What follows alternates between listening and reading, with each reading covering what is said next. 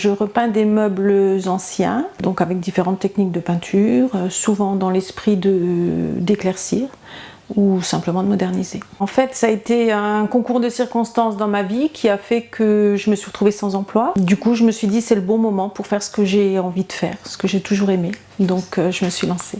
Quand j'étais petite fille, je peignais beaucoup avec ma maman. Et puis ça m'est resté, j'ai toujours aimé ça. En fait, j'ai travaillé avec une personne qui vient des Beaux-Arts, donc qui m'a appris toutes les différentes techniques, les différentes patines, tout ce qu'on peut faire sur un meuble.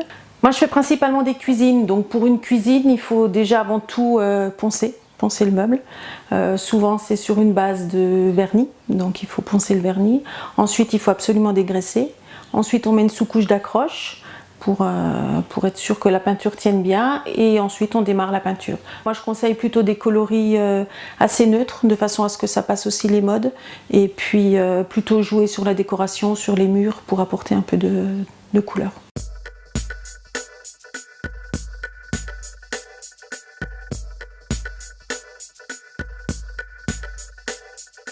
Donc là, à la fin du mois du 26 au 29, je vais faire le salon Maison et Innovation.